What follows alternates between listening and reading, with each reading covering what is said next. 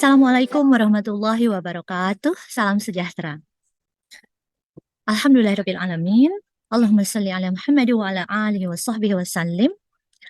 Rabbi shrah li sadri wa yassir li amri wahlul 'uqdatam min lisani yafqahu qawli. Senang sekali melihat senyum cerah. Sampai-sampai tiada terasa jelang senja di Denmark ini. Mari rekan, kita belajar bersama karena merupakan ibadah. Semoga semangat meraih cita dan ridho ilahi. Terima kasih atas kebersamaan rekan-rekan mahasiswa. Bersama saya lagi Sri Yusriani Sarah di Denmark jelang pukul 5 sore di awal musim gugur. Saat ini kita kembali merangkum mengenai tema sesi 5 dalam manajemen pemasaran. Izinkan saya share screen. Ya, berikut telah terlihat. Dalam inisiasi 5 pada minggu kelima ini, kita membahas tentang strategi pengembangan produk dan keputusan harga.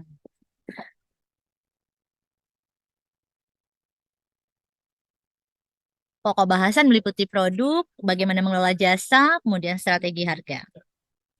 Rekan-rekan bisa sambil membaca PPT di rumah. Ini sudah kita pelajari. Kalau di tutorial webinar yang lalu ada diskusi, kemudian ada di tugas sesi diskusi juga, bahwa banyak orang berpikir produk itu adalah penawaran kasat mata, tangible offering, yang sebenarnya lebih dari itu. Produk adalah apapun yang dapat ditawarkan ke sebuah pasar, apapun, untuk memenuhi kebutuhan dan keinginan konsumen.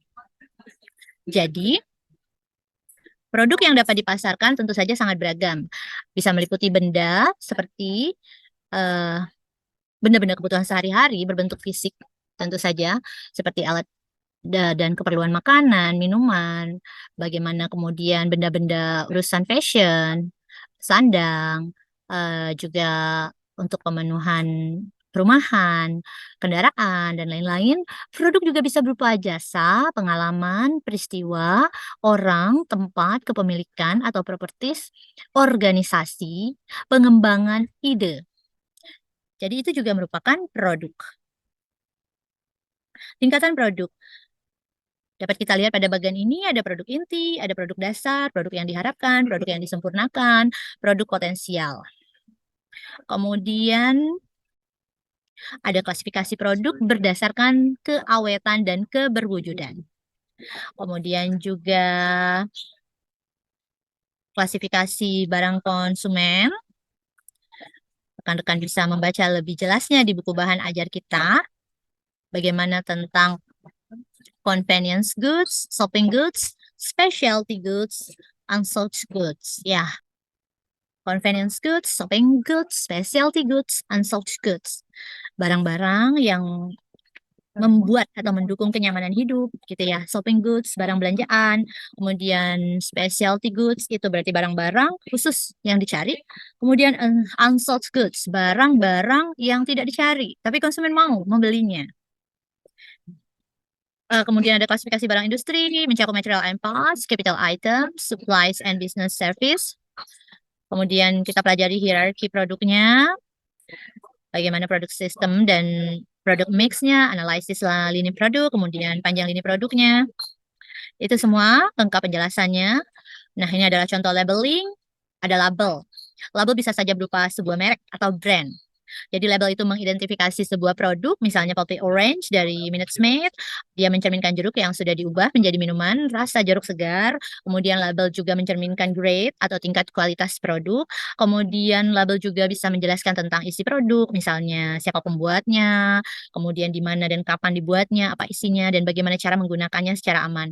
Kemudian label juga bisa mempromosikan produk melalui label yang menarik. Tentu saja dibuat dengan menggunakan desain grafis berbasis komputer. Kemudian ada tentang warranties and guarantees. Ya, kemudian selanjutnya adalah merancang dan mengelola jasa.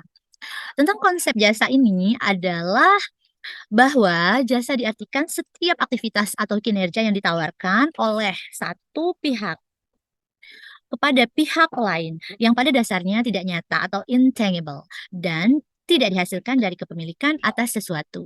Proses produksinya dapat dikaitkan dan bisa juga tidak dikaitkan dengan sebuah produk fisik. Kemudian dalam PPT silakan dibaca mengenai karakteristik jasa, karakteristik sifat jasa, kemudian bagaimana istilah the service encounter, kemudian bagaimana mengukur, measure kualitas jasa ini. Karena sesungguhnya banyak penelitian menyebutkan bahwa konsumen lebih mudah komplain terhadap pelayanan atau jasa dibandingkan produk itu sendiri.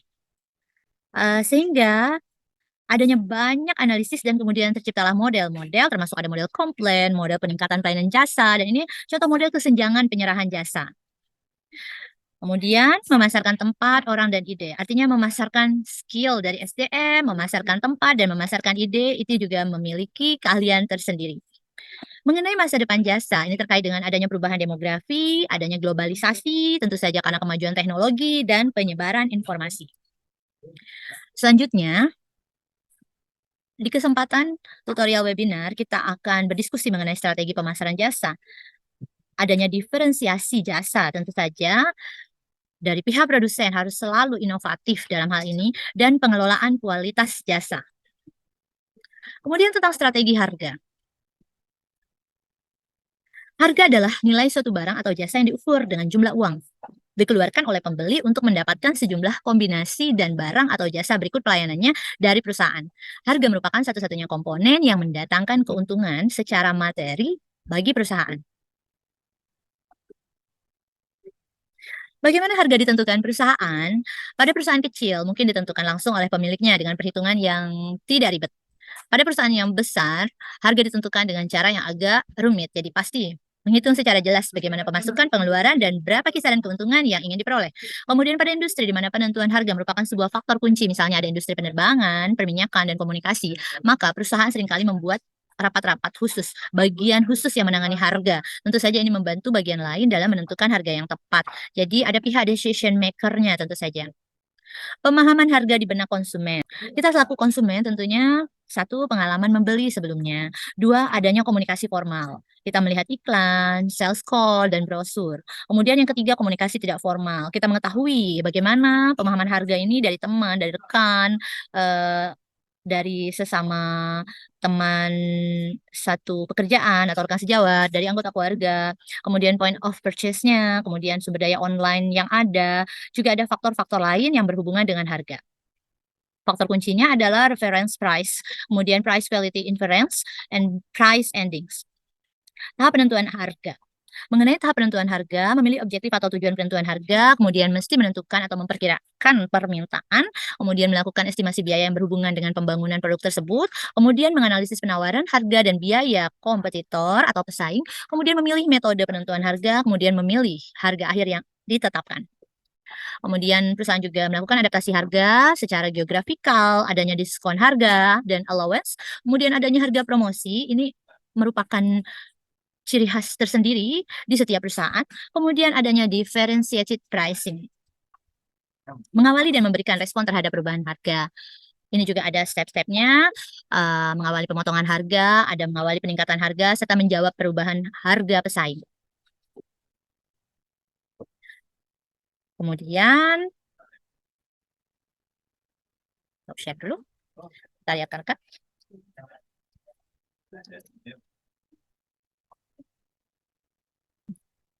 Bagaimana harapan para pendidik atau dosen-dosen kita setelah mempelajari inisiasi yang kelima ini? Tentu saja, dari poin-poin yang kita bahas tadi, yang pertama, dalam menganalisis produk setelah mengikuti tutorial ini, sebagai mahasiswa, seharusnya dapat lebih memahami konsep dasar produk. Seperti bagaimana fitur produknya, kemudian keunggulan, kemudian kelemahannya.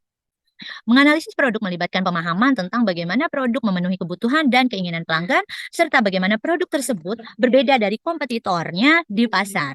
Kemudian yang kedua, merancang dan mengelola jasa. Mengenai Hal ini berkaitan dengan pemahaman tentang bagaimana jasa berbeda dari barang.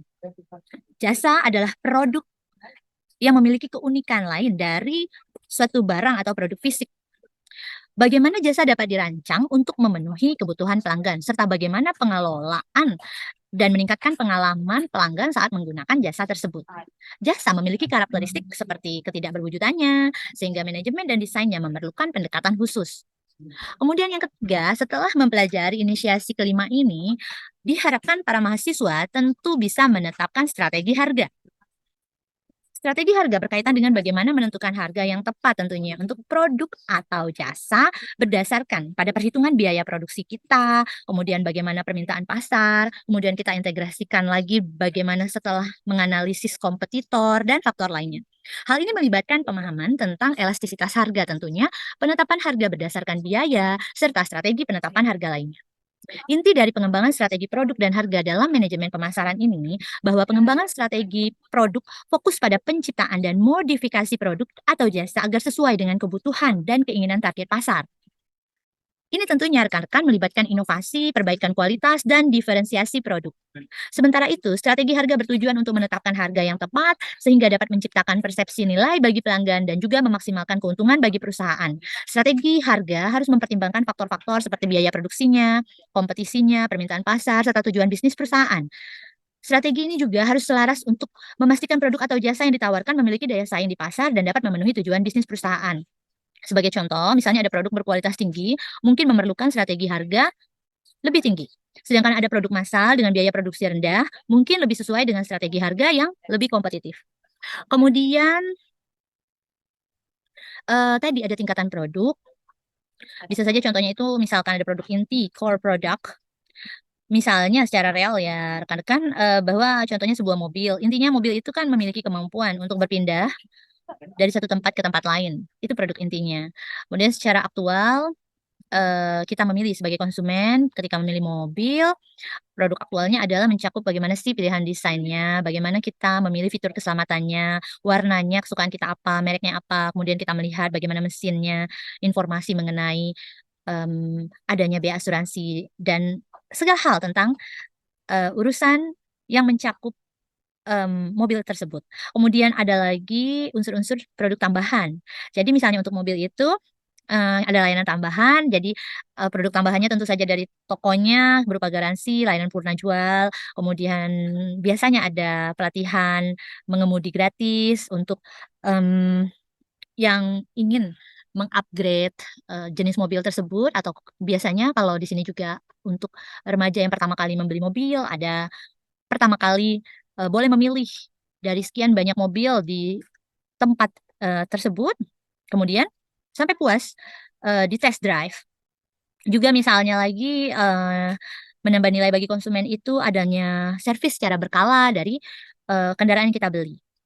Kemudian contoh lainnya, apabila kita mau membedakan produk inti, kemudian produk aktual dan bagaimana tambahan itu misalnya produk intinya untuk berkomunikasi, ketika kita memilih smartphone, kemudian kita memilih sebagai produk aktual, kita memilih apa yang terupdate dari desain si smartphone ini, apakah sistem operasinya, apakah kameranya, kapasitas penyimpanannya, kemudian kita pilih mereknya, dan sebagai tambahannya, produk tambahan itu kita lihat garansinya berapa tahun, aksesnya ke toko aplikasinya apa aja, kemudian tawaran cloud storage-nya gratis, dan seterusnya. Selanjutnya rekan-rekan nanti dipersilakan untuk menyelesaikan tugas sesi diskusi yang kelima untuk menganalisis mendalam, poin mengenai perusahaan penetapan harga produk ya.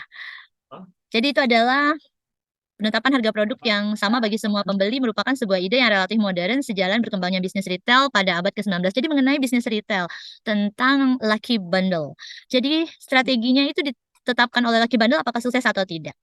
Ya, berarti ya karena semua produknya diambil langsung dari supplier, karena kan bisa menjelaskan hal itu dan sudah dipastikan, semuanya terkoordinasi dengan baik dan ada restock setiap jadwal-jadwal tertentu dan seterusnya, bisa dalam menganalisis mendalam mengenai perusahaan dan kesuksesannya dalam menerapkan strategi harga, ada satu tips dari para gurunda kita dalam manajemen pemasaran ini, bahwa panduan umumnya adalah bagaimana kita menganalisis beberapa hal. Yang pertama, analisislah target pasar dari perusahaan ini. Jadi kalau kita menganalisis perusahaan A, maka kita lihat apakah mereka sudah menargetkan segmen pasar. Misalkan segmen pasar yang lebih mewah, tingkatan masyarakat menengah ke atas, atau segmen pasar secara massal, atau ada kekhasan tertentu segmen pasar yang diterapkannya. Kemudian ada analisis biaya. Bagaimana suatu perusahaan memperhitungkan biaya produksinya dan operasionalnya. Kita perhatikan, kita cari dalam paper atau informasi jurnal ilmiah di situ mengenai perusahaan, banyak yang membahas ragam jenis perusahaan dalam penerapan strategi pemasaran ini. Apakah kemudian mereka menggunakan strategi penetapan harga ini berdasarkan cost based pricing ataukah value based pricing gitu ya, analisis biaya. Kemudian kita analisis lagi dalam pesaing di pasar. Lihat perusahaan apa pesaing utamanya. Jadi apakah ketika perusahaan ini mencuat kepopulerannya, apakah mengenakan harga yang lebih tinggi, lebih rendah, atau sebanding dengan pesaingnya. Kemudian analisisnya value proposition-nya, apakah nilai tambah yang ditawarkan oleh si perusahaan yang mungkin mempengaruhi penetapan harganya. Misalkan apakah mereka ini menawarkan fitur eksklusif atau layanan purna jual yang baik gitu loh. Kemudian bagaimana respons konsumennya. Lihatlah ulasan pelanggannya, reviewnya, survei atau feedbacknya untuk mengetahui bagaimana respons konsumen terhadap harga yang ditawarkan oleh si perusahaan. Kemudian kita bisa lihat dari hasil penjualan dan pertumbuhannya. Data penjualan dan pertumbuhan perusahaan dapat memberikan indikasi apakah strategi harga yang ditetapkan berhasil atau tidak.